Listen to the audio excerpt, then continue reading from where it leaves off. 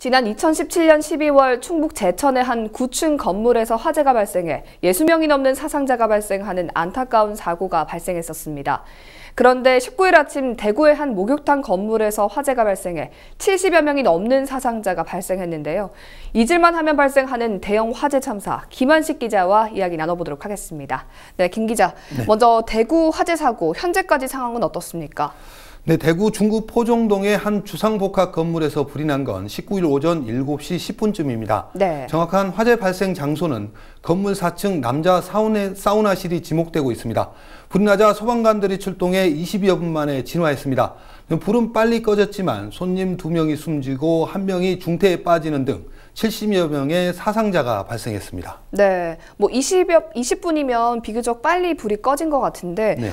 왜 이렇게 대규모 인명 피해가 발생했을까요? 네, 이번에 화재가 난 건물은 1980년대 지어진 40년 된 노후 건물로 3층까지 스프링클러가 설치되어 있지만 정작 불이 난 4층 이상은 없는 것으로 나타났습니다. 네. 이 때문에 초기 진화가 되지 않았고 비교적 짧은 20분간의 연소에도 유독가스가 건물로 번지면서 피해가 커졌습니다. 네, 이번 화재 건물의 경우에는 노후 건물인데다가 또 스프링클러가 일부밖에 설치가 되지 않았습니다.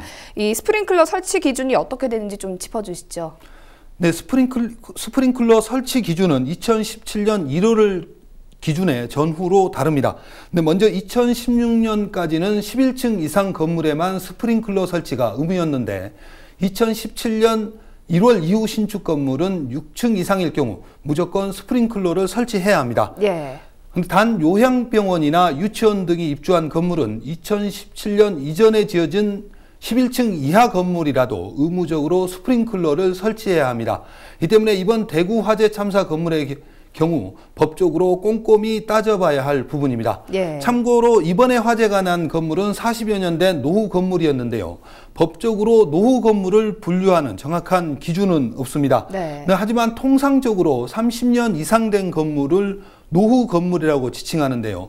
부산시에 등록된 건물 36만 7천여 개 가운데 건립된 지 30년 이상인 건물은 51%에 이르는 것으로 조사됐습니다. 예, 대형 화재 사고가 발생할 때마다 실태 점검을 실시합니다. 네, 그런데 안타깝게도 또 그런 대형 참사가 반복되고 있는 게 현실이거든요. 네, 말씀하신 것처럼 대형 사고가 발생하면 관계기관에서는 일제 점검을 실시합니다. 지난 2017년 제천 화재 참사 이후 전국 6,400여 곳의 목욕탕과 찜질방을 대상으로 일제 점검을 실시한 결과 소방법을 위반한 건물 2,000여 곳이 적발됐습니다. 네. 이 가운데 비교적 가벼운 위반 사항 900여 건은 현지 시정, 2,000여 건은 시정 명령과 기간 통보, 과태료 처분을 받았습니다. 네, 이처럼 매번 이렇게 일제 점검을 실시하고 또 잘못된 부분을 시정했는데도 불구하고 되풀이되는 이유는 뭘까요? 네, 말씀하신 대형 참사가 발생하는 원인을 이거다라고 특정 지어 지목할 수는 없습니다. 하지만 나 하나쯤은 혹은 내 건물은 괜찮겠지라는 안일한 생각이 상당 부분 차지하고 있는 건 부정할 수 없는 사실입니다.